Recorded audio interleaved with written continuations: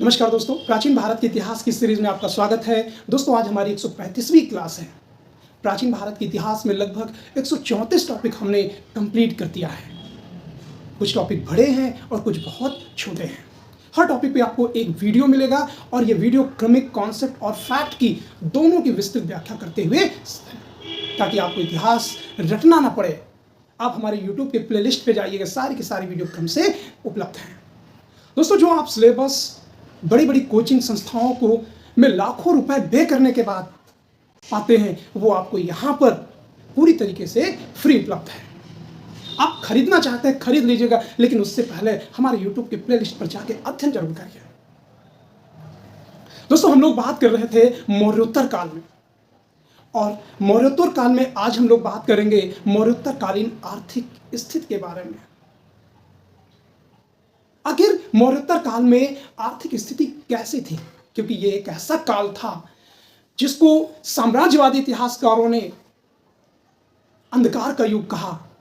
वहीं भारतीय इतिहासकार डॉक्टर रामशरण शर्मा जो मार्क्सवादी इतिहासकार हैं, उन्होंने मौर्योत्तर काल को स्वर्ण काल क्यों कहा? तो उसके पीछे कहीं ना कहीं आर्थिक स्थितियां जिम्मेदार थी, जिस कारण डॉक्टर रामशरण शर्मा ने इसको गोल्डन एरा करार दिया। वहीं पर जो साम्राज्यवादी इतिहासकार हैं वो ये कहते हैं कि ये तो अंधकार का युग है, क्योंकि इतिहास पूरी तरीके से राजनीतिक इतिहास भारत का इस दौरान में छोटे छोटे टुकड़ों में विभक्त हो चुका था। चलिए आइए हम लोग बात करते हैं मौर्योत्तर कालीन आर्थिक स्थितियों के बारे में, विस्तार से अध्ययन करते हैं और समझने की कोशिश करते हैं कि क्या वाकई में डॉक्टर रामशरण शर्मा ने जो आर्थिक दृष्टि से गोल्डन एरा करार दिया है, स्वर्ण युग करार दिया है, क्या वाकई में वो सही है? दोस्तों ये हमारी classes IAS, PCS, RO, ARO, TGT, PGT अगर हिस्ट्री से आप दे रहे हैं, या UGC नेट JRF की तैयारी कर रहे हैं, या असिस्टेंट प्रोफेसर की तैयारी कर रहे हैं हिस्ट्री से, तो आपके लिए क्लासेस बेहद उपयोगी है।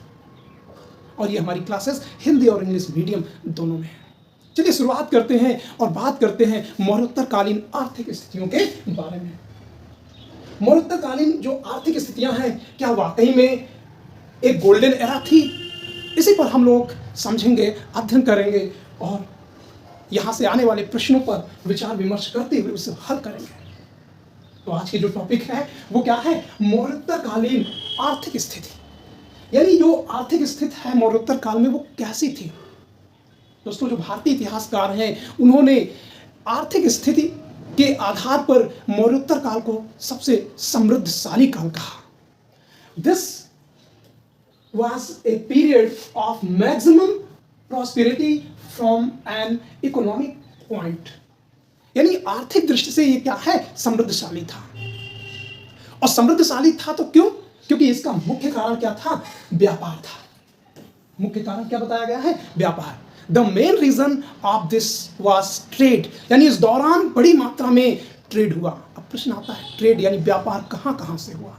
तो यहीं से प्रश्न आपके पूछे जाते हैं। लेकिन उससे पहले रोमिला थापर और RS शर्मा ने इस बारे में क्या कहा, आइए समझते हैं।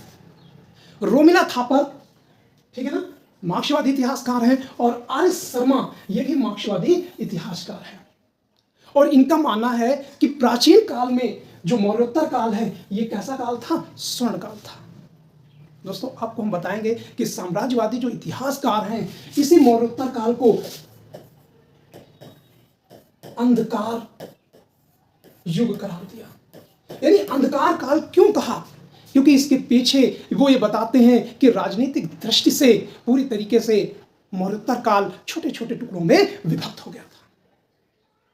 अब कौन कौन से मौर्योत्तर काल में राजवंशों ने शासन किया? सबसे पहले हम लोग बात करते हैं देशी राज्यों में, जिसमें शुंग, कण्व, शातवाहन और छोटे छोटे राज्य थे। और वहीं पर शक, कुषाण, हूण, पहलो, पार्थियन, कई सारे आक्रमणकारी आए। तो इस कारण साम्राज्यवादी इतिहासकारों ने यह कहा कि मौर्योत्तर काल अंधकार का युग है। क्योंकि दोस्तों मैं आपको ये बताना चाहता हूं कि इतिहास जब लिखा जाता है तो वो केवल राजनीतिक इतिहास नहीं होता है। इतिहास में न केवल राजनीतिक होता है, जबकि सामाजिक, आर्थिक, राजनीतिक, महिलाओं की स्थिति, दलितों की स्थिति, शूद्रों की स्थिति, इन सबका जब तक अध्ययन करते हैं, यहाँ तक कि पर्यावरण का भी अध्ययन करना शुरू हो गया है। तो इन सबका जो समावेश है वो इतिहास होता है। तो आर्थिक दृष्टि से इस दौरान यानी मौर्योत्तर काल में भारत क्या हुआ, समृद्ध हुआ, क्योंकि बड़ी मात्रा में व्यापार हुआ।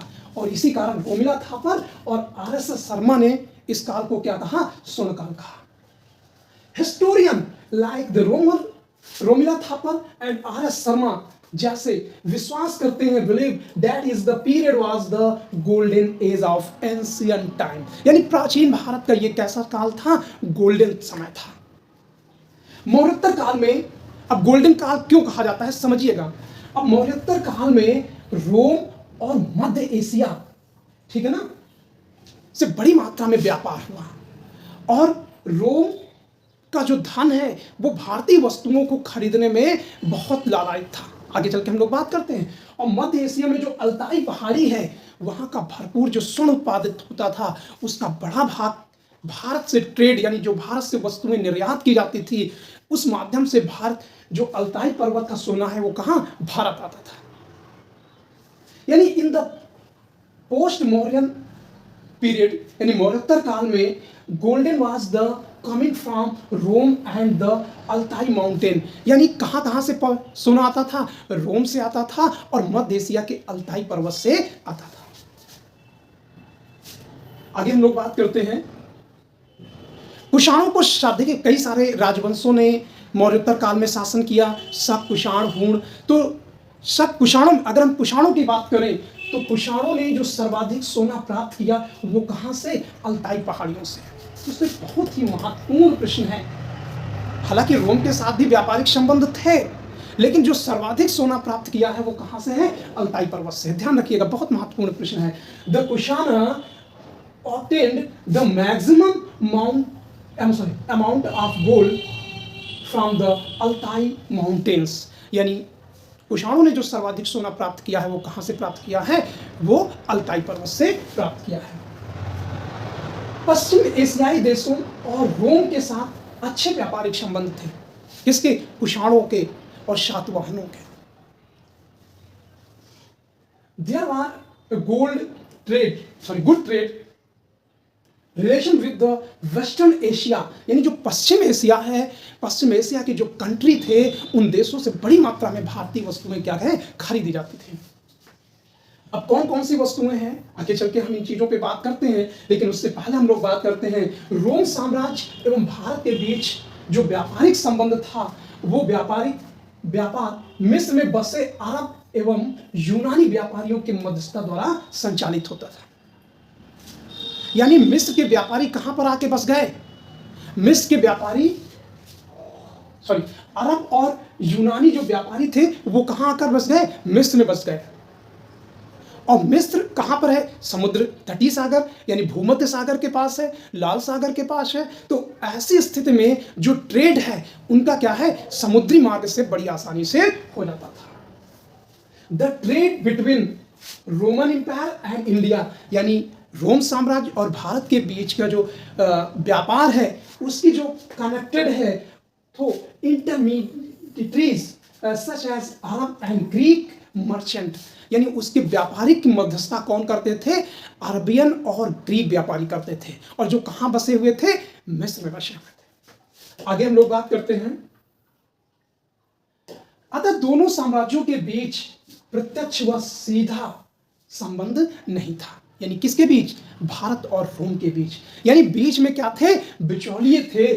Therefore the trade relation between two empires, यानी कुषाणा साम्राज्य और रोमन साम्राज्य के बीच वो डायरेक्ट व्यापार नहीं होता था।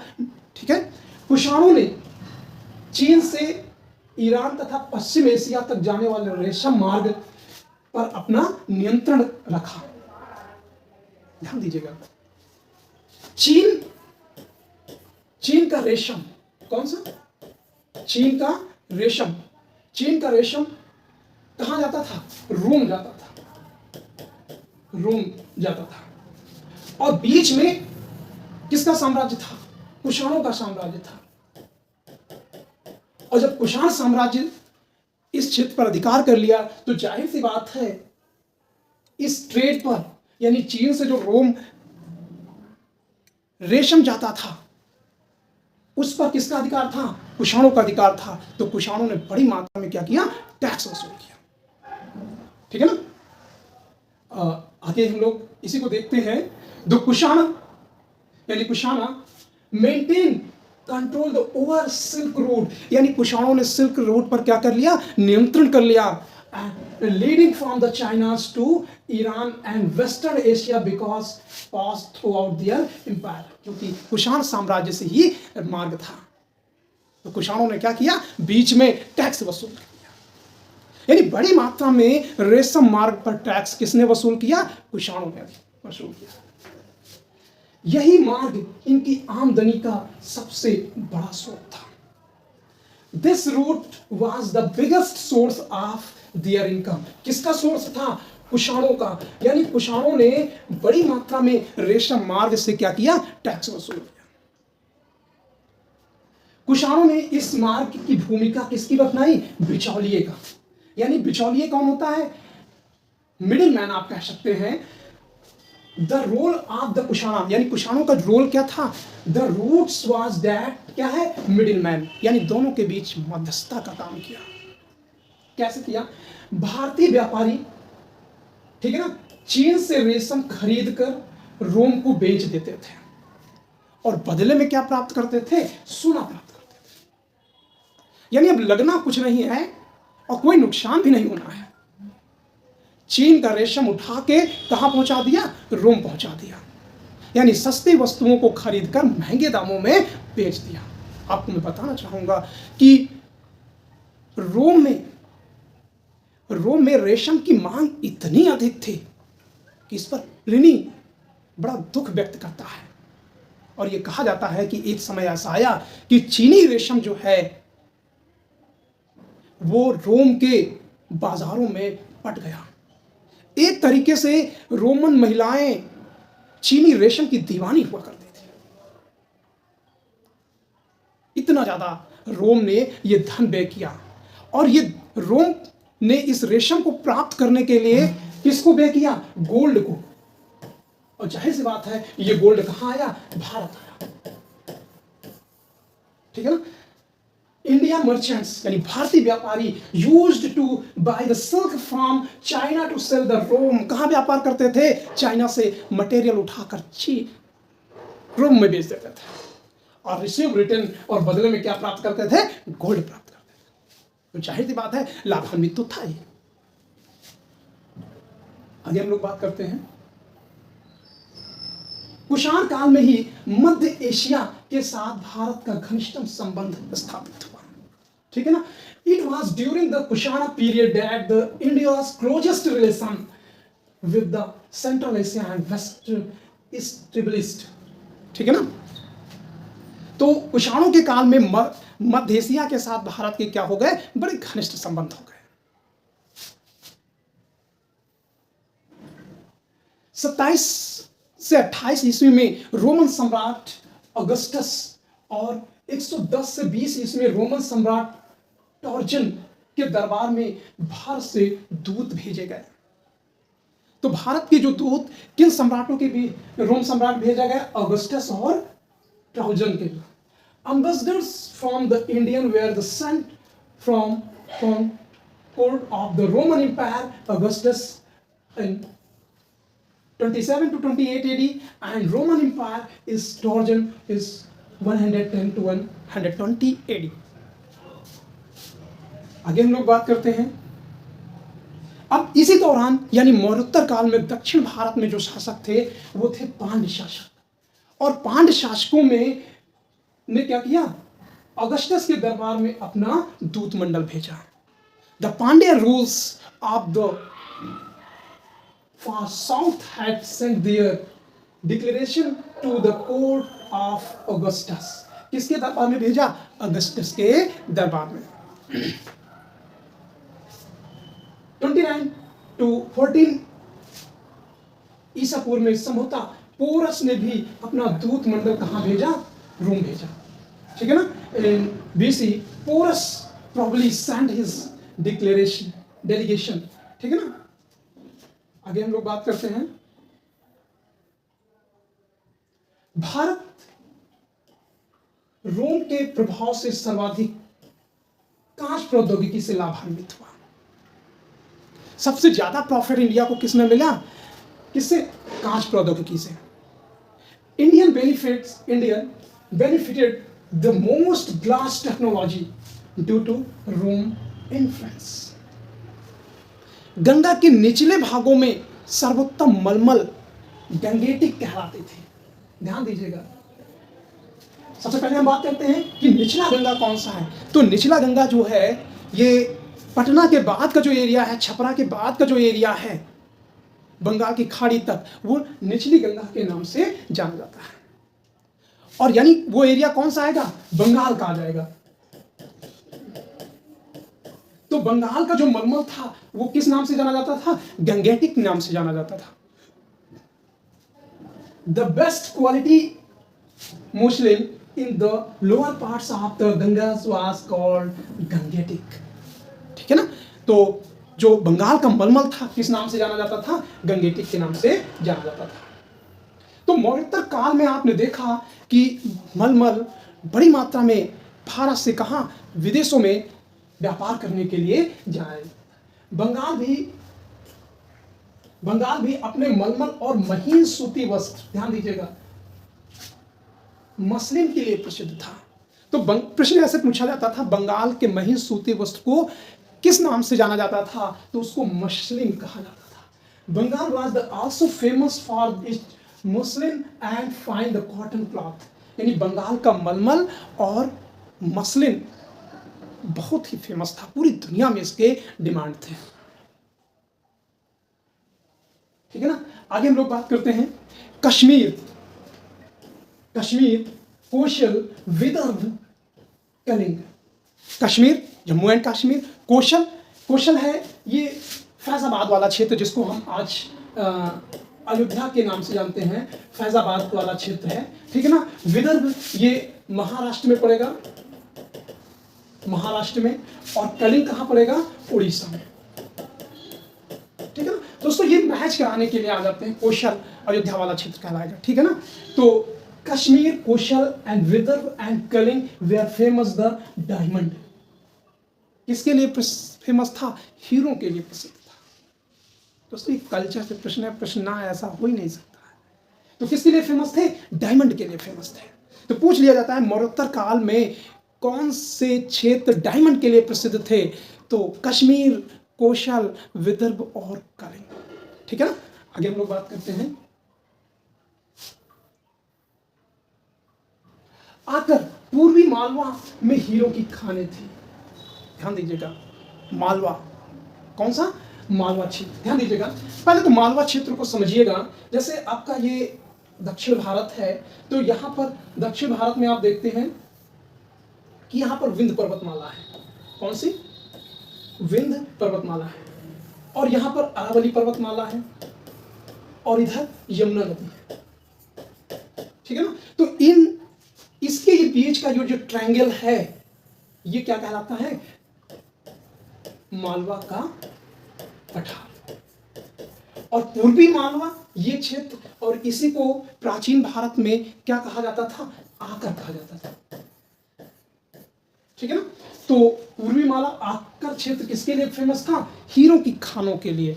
There was the diamond mines is Akar eastern Malwa. यानी पूर्वी मालवा जो था वो किसके लिए जाना जाता था? डायमंड के लिए। आगे हम लोग बात करते हैं, टालमी ने इसे कोशा कहा। यानी टॉलमी हैज कॉल्ड कोशा। इस क्षेत्र को टालमी ने किसको? आकर को टालमी ने अपनी पुस्तक ज्योग्राफी में इसको कोशा कह के, यानी कोशा एरिया को संबंधित कोशा कह के सूचित किया है। उसके अनुसार इस पर आधिपत्य बनाए रखने के लिए कुषाण, सातवाहन, शक समान रूप से इच्छुक थे। जाहिर सी बात है, जिस क्षेत्र में डायमंड हो उस पर कौन नहीं अधिकार करना चाहता है।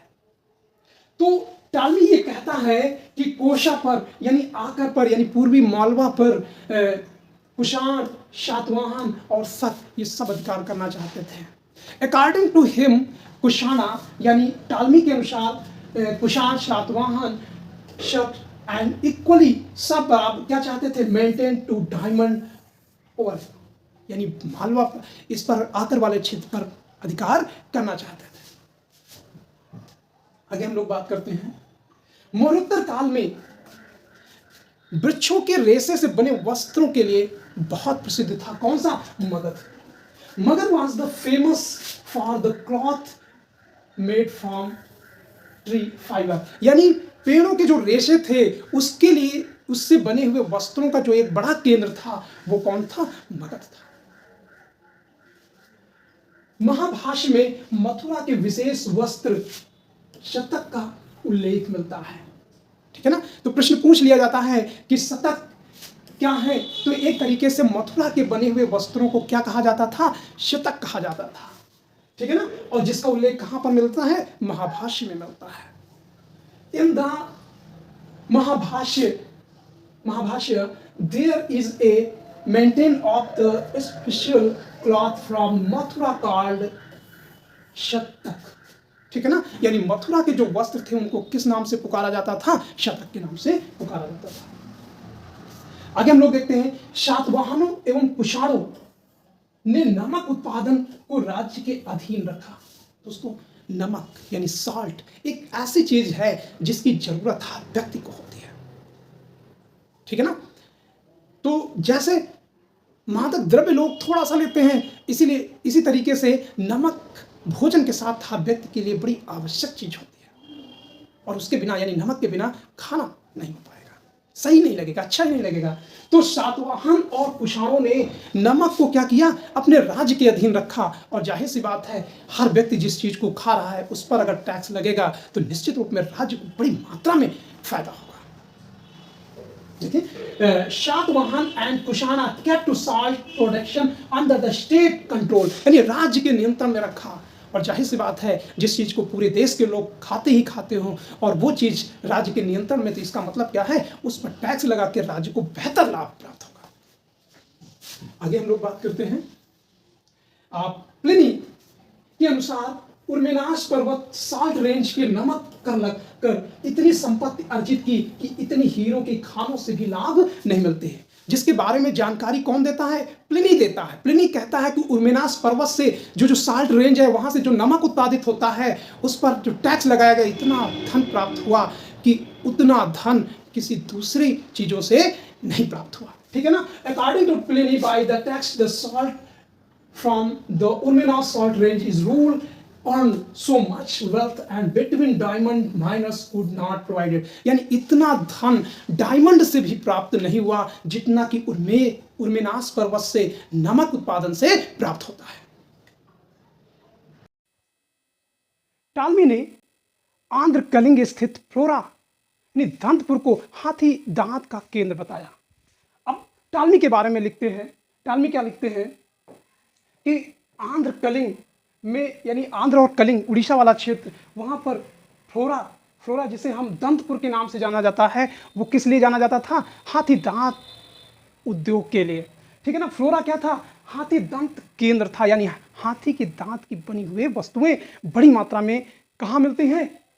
फ्लोरा से, यानी दंतपुर से। और ये जानकारी कौन देता है? ये जानकारी टालमी देता है। यानी Ptolemy was the described flora, Dantapur जिसको कहा गया है, located in Andhra Kalinga as the centre of you, ठीक है। आगे हम लोग बात करते हैं, कृषि के अतिरिक्त लोग अनेक प्रकार के व्यवसाय में भी लगे थे, यानी न केवल व्यापार वाणिज्य का इस समय बेहतरीन था, इसके साथ साथ कृषि के अतिरिक्त अनेक प्रकार के व्यवसाय में भी, एग्रीकल्चर तो था ही, लेकिन साथ ही साथ अन्य प्रकार के व्यवसायों में भी लगे थे। Apart from the agriculture people were the involved is the various types of occupation। आगे हम लोग बात करते हैं, राजा और किसानों के पास कृषि हेतु अपनी निजी भूमियां हुआ करती थी। इसका मतलब क्या है? यानी किसान तो खेती करता ही करता था, लेकिन राजा की भी अपनी क्या है? व्यक्तिगत जमीनें हुआ करती थी, जिसमें राजा अपने नौकरों के द्वारा खेती करवाते थे। The king and the farmers had their own private land for agriculture, ठीक है ना। यानी किसान तो खेती करते ही थे, साथ में राजा भी अपनी भूमियों पर अपने नौकरों के द्वारा या अपने अधिकारियों के द्वारा, कर्मचारियों के द्वारा उस खेती पर नियंत्रण करते थे और खेती करवाते थे। कुषाण युगीन शंघोल कहाँ है? ये पंजाब में है, ठीक है ना। पंजाब मशालों, मेहंदी और सीताफल के बीजों की प्राप्ति हुई। तो कुषाण युगीन संघोल से क्या क्या प्राप्त हुआ? मशाले, मेहंदी और सीताफल के बीज, ठीक है ना। Seeds of the spice herman and custard apple have been obtained from the Shangol of the Kushana era. व्यापार व्यवसाय श्रेणियां करते थे, क्योंकि व्यापार इस दौरान बहुत फला फूला, तो जाहिर सी बात है व्यापार व्यवसाय क्या है? श्रेणियां करते थे, यानी अलग अलग श्रेणियां बनी थी जिनका उल्लेख सातवाहन अभिलेखों में कुलिक निगम के रूप में मिलता है। दोस्तों, व्यापार वाणिज्य एक चैप्टर हम ऐसा उठाएंगे जो प्राचीन भारत के व्यापार वाणिज्य पर आधारित होगा, और वो पूरा का पूरा चैप्टर हम अलग से डिफाइन करेंगे ताकि प्राचीन भारत में कहाँ कहाँ पर कैसे कैसे व्यापार होता था, उन सारी चीज़ों के बारे में आपको जानकारी मिल जाएंगी। The trade and business were the conducts by guild which have been called Kulik Nigam. क्या कहलाते थे? Kulik Nigam. In the Satavahana inscriptions, यानी सातवाहनों के अभिलेखों में क्या मिलता है? वो कुलिक निगम शब्द मिलता है। श्रेणी के कार्यकाल को निगम सभा कहा जाता था, यानी कार्यालय को क्या कहा जाता था? निगम सभा कहा जाता था। The office of the guild was the called Nigam Sabha, ठीक है ना। तो प्रश्न पूछा जाता है कुलिक निगम क्या है, निगम सभा क्या है। ये बहुत सारे प्रश्न ऐसे पूछे जाते हैं जिसको लेकर स्टूडेंट अक्सर कंफ्यूज होते रहते हैं, तो आप डिटेल से समझिएगा, कोई कंफ्यूजन नहीं। More study no confusion.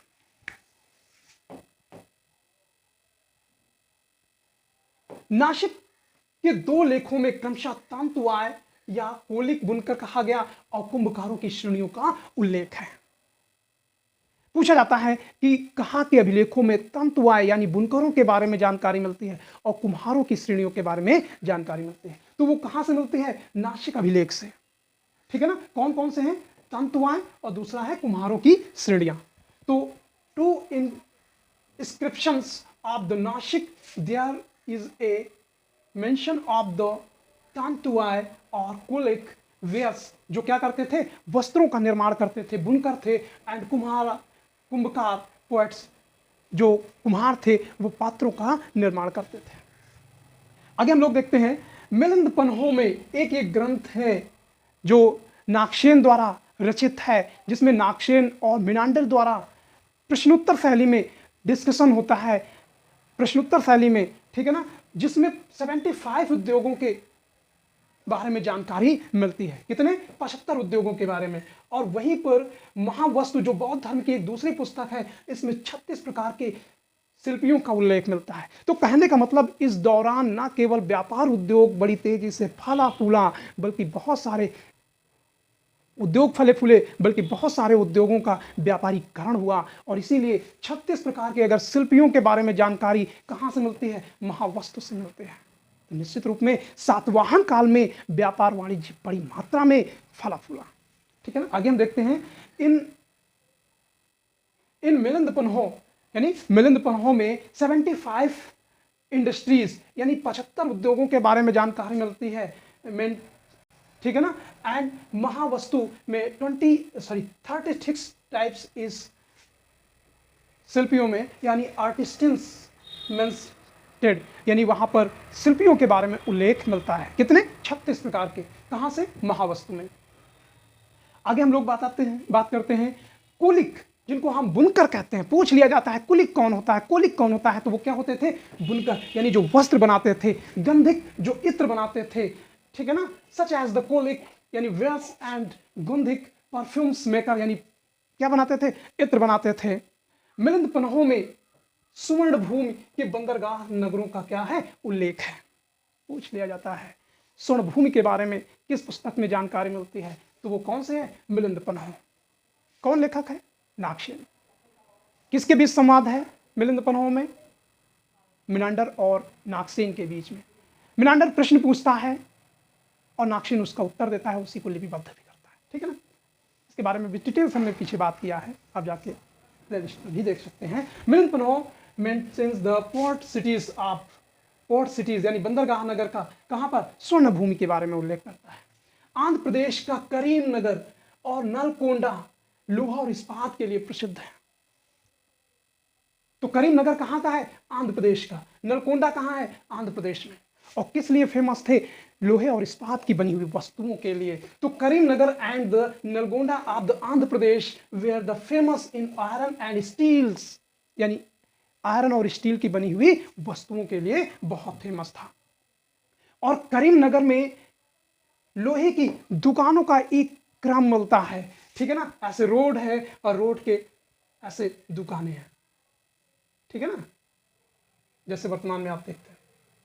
तो करीम नगर में लोहे की दुकानें मिली हैं। Iron shop have been found the Karim Nagar. Karim Nagar कहाँ है? आंध्र प्रदेश में, ठीक है। आगे हम लोग बात करते हैं। खारवेल की राजधानी कलिंग नगरी के स्थल पर शिशुपालगढ़ से जब खुदाई हुई तो वहां से रोम की कई वस्तुएं मिली हैं। कहां से? शिशुपालगढ़ से। कहां की मिली हैं? रोम की वस्तुएं। तो ये ऐसा जाहिर सी बात है, वस्तुएं क्यों मिल रही हैं? कहीं ना कहीं व्यापार होता रहा है। From the exploration carried out of Sisupalgarh is the site of Kharavela's capital Kalinga Nagar. तो खारवेल की कैपिटल थी कौन सी? खारवेल की कैपिटल कौन सी थी? कलिंग नगर। आगे हम लोग बात करते हैं। दक्षिण भारत में इस काल के अभिलेखों में कुलारिक, कुलारिक कहा गया है कुम्हार को, ओदंतिक यानी जल इंजन बनाने वाला, ठीक है ना, कम्मार यानी लोहार। पूछा जाता है, मैच कराने के लिए दिया जाता है कि कुलरिक कौन है? तो कुम्हार है। ओदंतिक क्या है? यह है जल इंजन बनाने वाला। कम्हार क्या है? कम्मार क्या है? लोहार है। वस्कार क्या है? टोकरी बनाने वाला। और मिथिक क्या है? पत्थर पर पॉलिश करने वाला। सिल्वाडुकी क्या है? पत्थर पर काम करने वाले। जैसे शिल्पियों के बारे में जानकारी मिलती है। कहां से? साउथ इंडिया से। तो ये मैच कराने के लिए आता है, ध्यान दीजिएगा, इसलिए बहुत महत्वपूर्ण बन जाता है ये क्वेश्चन, ठीक है ना। In the inscription of this period of south India के जो इन अभिलेख मिलते हैं, there is the mention artisans के बारे में जानकारी मिलती है। कुलारिक ये क्या है? पात्रों को बनाता था। औद्यांतिक का यानी ये वाटर इंजन बनाता था, ठीक है ना। कम्मार ये क्या करता था? कम्मार एक लोहार था एक तरीके से। वशकार, वशकार क्या था? टोकरी बनाते थे, बास्केट बनाने वाला हो गया। इसी तरीके से ये जानकारियां कहां से? दक्षिण भारत के अभिलेखों से मिलती है। और दोस्तों वो प्रश्न बहुत ही महत्वपूर्ण हो जाता है जो अभिलेखों से मिलती है, क्योंकि जो एग्जामिनर होता है उनके पास एक अभिलेखीय साक्ष्य हो जाता है।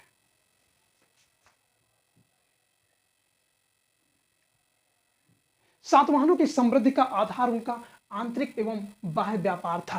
यानी सातवाहनों में अगर हम दक्षिण भारत के इतिहास के बारे में बात करें तो न केवल कुषाणों ने व्यापार वाणिज्य को बढ़ाया, बल्कि सातवाहनों ने भी बड़ी मात्रा में व्यापार वाणिज्य पर बल दिया। और इनका व्यापार न केवल आंतरिक था बल्कि क्या था? बाह्य व्यापार, यानी विदेशों से भी व्यापार होता था। The basis of the prosperity of the Satavahana was their internal and external trade. इनके व्यापार का जो उल्लेख है वो किस में मिलता है? पेरिप्लस ऑफ द इरिथियन में मिलता है। There trade is the maintained in the books of Periplus of the Erythraean sea से ये जानकारियां मिलती हैं। यानी सातवाहनों के काल का जो व्यापार वाणिज्य है उसके बारे में जो जानकारी देती है वो Periplus of the Erythraean sea से मिलती है। प्रश्न पूछ लिया जाता है कि इस पुस्तक के लेखक कौन है? तो दोस्तों इस पुस्तक के लेखक के बारे में जानकारी नहीं मिलती है। संभवतः कोई गाइडनुमा व्यक्ति था जो समुद्री यात्रा करता था, उसी ने पुस्तक को लिखा था।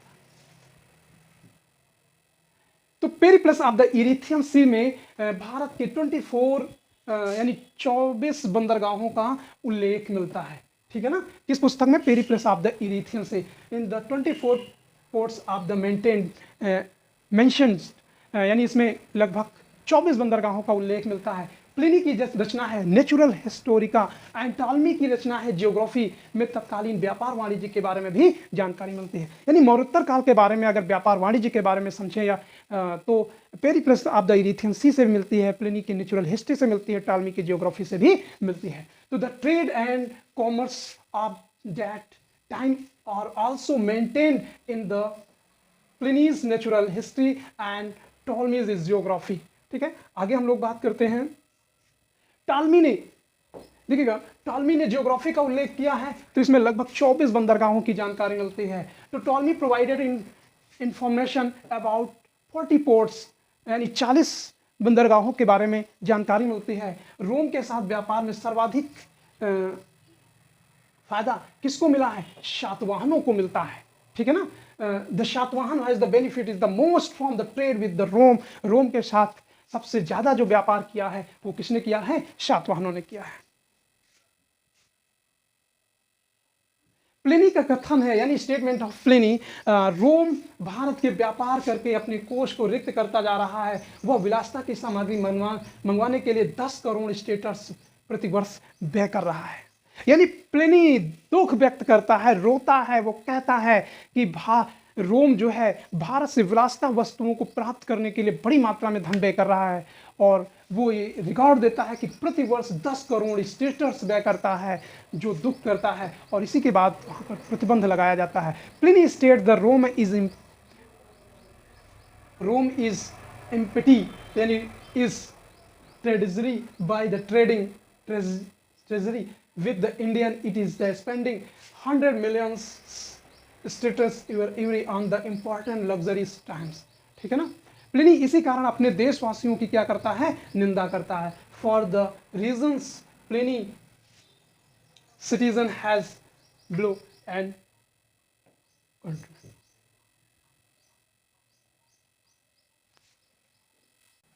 स्ट्रैबो के अनुसार, स्ट्रैबो कहता है कि ओनेसिक्रिटल ने भारतीय जहाजों एवं भारतीय लोगों द्वारा की जा रही समुद्रिक यात्राओं पर प्रश्न चिन्ह खड़ा किया था। तो स्ट्रैबो भी बताता है कि ओनेसिक्रिटल ने भारतीय व्यापारियों के साथ जो व्यापार हो रहा था उस पर उसने प्रश्न चिन्ह खड़ा किया था। According to the Strabo, Onesicritus has raised a question about the Indian ship and the sea, ठीक है ना। तो ये चीजों को आप देख लीजिएगा। प्लिनी का मानना है कि भारतीय जहाज समुद्री यात्रा हेतु उपयुक्त थे। स्ट्रैबो जब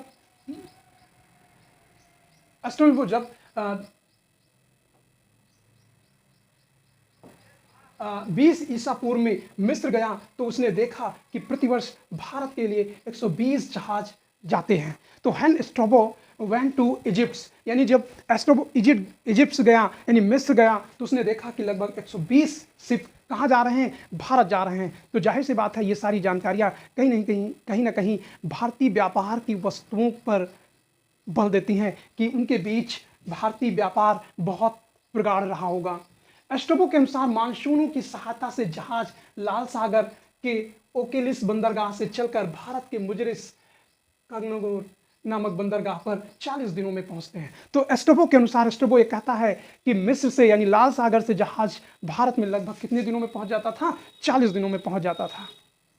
तो according to Strabo, with the help of the monsoon, यानी मानसून की जो हवाएं थी, ship starting from the ports, तो जब मानसूनी हवाओं के बारे में बेहतर जानकारी हो गई तो लगभग जहाज उसी दिशा में तैरते थे जिस दिशा में हवाएं चलती थी। और इस बारे में स्ट्रैबो जानकारी देता है कि 40 दिनों में इस हवा का प्रयोग करके ओकेलिस बंदरगाह से भारत के मुजरिस बंदरगाह तक पहुंच जाते थे।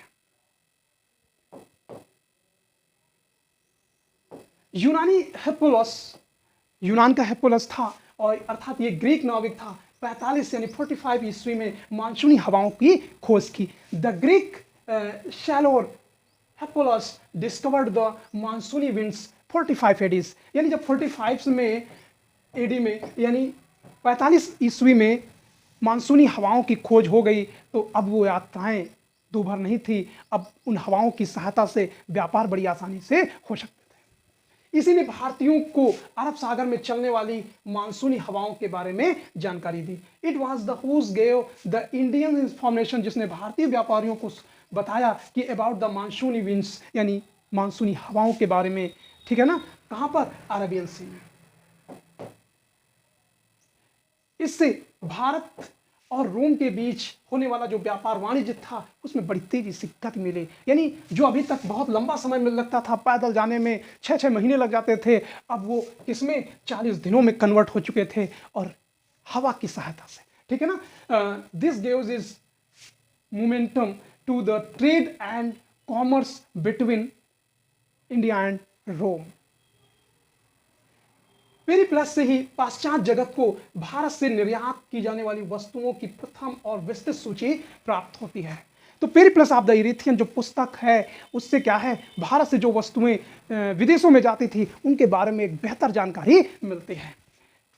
It is the from the Periplus that the western world gets first detailed list of goods and export from India.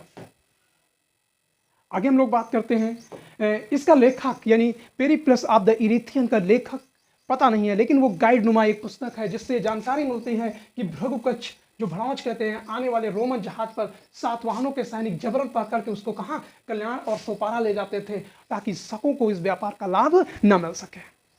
यानी भारत में उत्तर में शक थे और यहां पर सातवाहन थे। तो सातवाहनों ने क्या किया, यहां पर जो जहाज होते थे इन्होंने क्या किया, इन पर कब्जा करके कहां पर, कल्याण और सोपारा बंदरगाह ले जाते थे ताकि शकों को बेनिफिट ना मिल सके। It's other states that the Roman ship coming to Bharukaccha Bharuch जिसको हम कह सकते हैं, for the forcibly captured by the Satavahana soldier, यानी सातवाहनों के सैनिकों द्वारा उन पे क्या कर लिया जाता, कैप्चर कर लिया जाता था, और इसका लाभ किसको नहीं मिलता था, शकों को नहीं मिलता था, और इन जहाजों को कल्याण और सोपारा ले जाते थे। उसके बाद हम इस दौरान देखते हैं कि बहुत सारे ऐसे बंदरगाह भी थे, जैसे पश्चिमी तट पर कौन सा जहाज था, पश्चिमी तट पर बबैरिकम बंदरगाह था। तो बबैरिकम बंदरगाह ये सिंध के मुहाने पर था, भड़ौच गुजरात में था, सोपारा महाराष्ट्र में था, इस तरीके से कल्याण ये सब बंदरगाह दक्षिण भारत में थे। तो बबैरिकम, भरकच्छ, सोपारा, शुअर और शेमुल्ला, Chaul, Kalyan the major port of the western coast, यानी पश्चिमी घाट के ये बड़े बंदरगाहों में से थे। तो प्रश्न कैसे पूछा जाता है कि पश्चिमी घाट में इस दौरान बड़े बंदरगाह कौन कौन से थे। तो बबैरिकम और पटाला ये सिंध के बंदरगाह थे, यानी सिंधु नदी के मुहाने के आसपास था ये बबैरिकम। तो Barbaricum and Patala ports were in the Sindhu, तो ये कहाँ पर था, सिंधु के मुहाने पर था। भड़ौच सबसे प्रसिद्ध बंदरगाह था जिसे यूनानी पेरिप्लस ने बेरी गाजा कह के पुकारा गया था, ठीक है ना। भरकच्छ या भरूच या Bhrigukachchha was the most famous port which is the Greek Periplus of called in the Barygaza, यानी इन पुस्तक पेरिप्लस में इसे बेरी गाजा कहकर पुकारा गया था। यही पश्चिम भारत की सर्वप्रमुख मंडी थी, ठीक है ना, कहाँ पर, भरकच्छ में।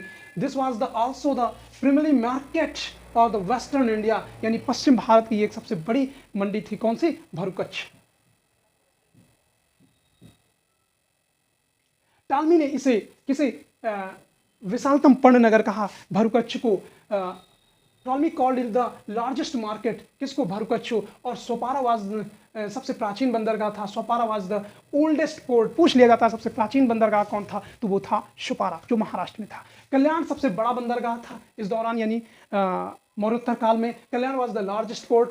प्रथम शताब्दी ईसा पूर्व में यहाँ के विदेशी जहाजों पर लंगर डाल यानी ठहरने का उल्लेख मिलता है। The first century is AD there was the mention of the foreign ship anchoring the staying here.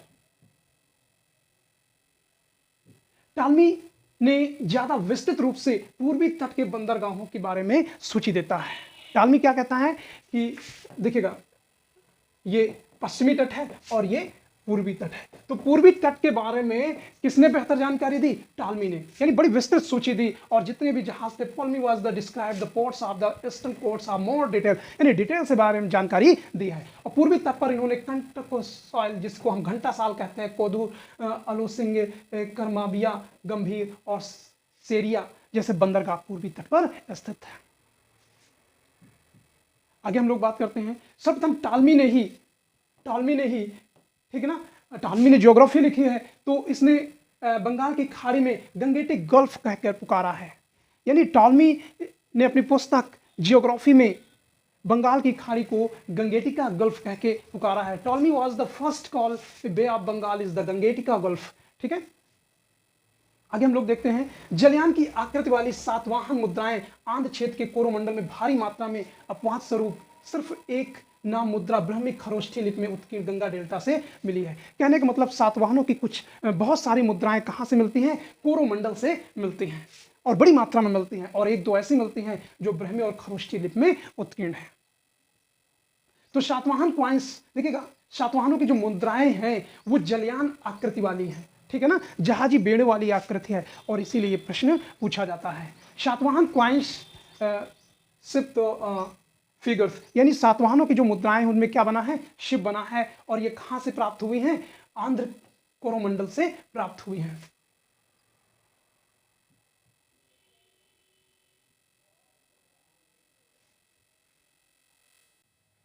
व्यापारिक नगरों में पैठान जिसको हम लोग प्रतिष्ठान कहते हैं, प्रतिष्ठान, तगर, नासिक, जुन्नार, करहाटक, श्रीकाकुलम, विजयपुरी और धानकटक।